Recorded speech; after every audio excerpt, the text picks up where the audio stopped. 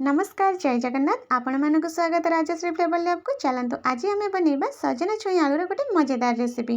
आपण मैंने थरे बनइले बारंबार बनइबा को इच्छा हे। चलतु बनइबा। मुझे आलू दुईटा नहीं मीडियम साइज सजना छुई भी नहीं।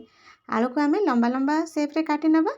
जदि आपन को लंबा सेप पसंद नुह आपण मानक जेमती पसंद बनई पारे काटि पारे। आलू को सजना छुई भी आम एमती काटि नबा। तार ऊपर जो लेयरटा थाए चोपा ताको भल से काढ़े कहीं राया लगे भल से एमती काढ़ी ने। चलते मसला प्रिपेयर करेंगे। गोटे पैन गरम करवा से पियाज दुईटा को लंबा लंबा पीसेस एमती काटी नहीं पकईकि भाजवा किसी सेकेंड भाजिला पर आपड़ ये ऑयल पकेबेनी जरूरत नहीं।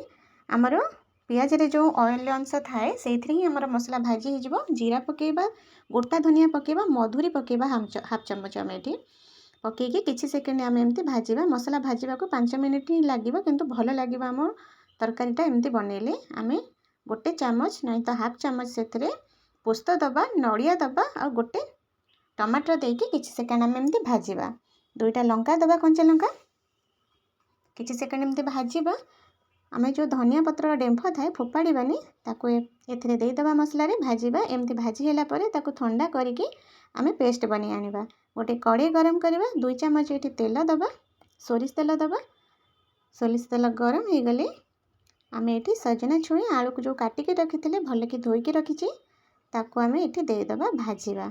आपण मैंने जदि चाहिए भाजिक भी तरकारी न भाजिले भी तरकारी बनई पारे किंतु भाजिक बनइले आम तरकारीटा माने स्वादटा बेसी टिके बढ़ी जाए। तो आम एमती भाजी नेबा। स्वाद अनुसार टिके लुण पकेबा। लुण पके किछि सेकेंड आम एमती भाजी नबा। मु एपटे रोषे करुची सेपटे मो पुओ 100 थर मत माँ माँ माँ माँ डाकिकी क्वेश्चन पर क्वेश्चन पचारुंट। तो आम ये एमती भाजी नबा। देखो एमती भाजी हो गला किसी सेकेंड आम घोरे माने हाफ ग्लास आम पानी देदबा। देकी टिके हलदी गुंडा देकी मिसई नबा ताको टिके घोरे नबा। आम 100% रु 80% सिझे नबा।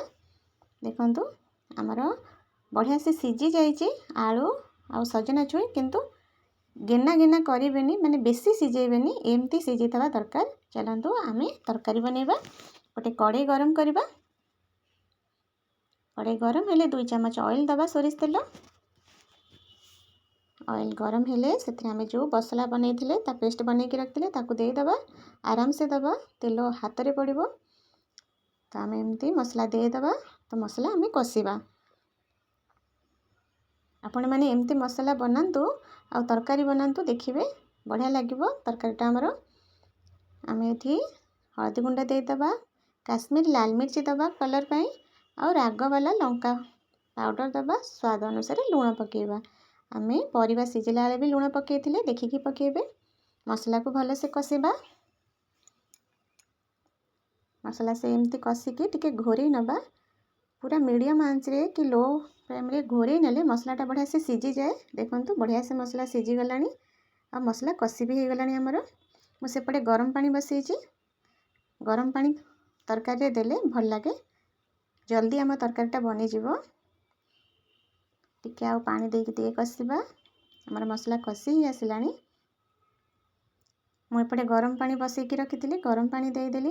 परिवा जो सिझेकी रखी आम भाजिकी रखी ताकू भी देदबा। मुझे देखा भूली जाइए मो छुआ ये क्वेश्चन पचारुले मत पाठ पढ़ुले तो मुझे देखा भूली जाइए। तो आपण मैंने एमती गरम पानी देदेवे तरकारी किसी सेकेंड फुटिला परिवा देदेवे। परिवा देला 2-3 मिनट तरकारी आमर फुटिले से आम धनिया पत्र पकईदबा। आम तरकारी बनी गलानी।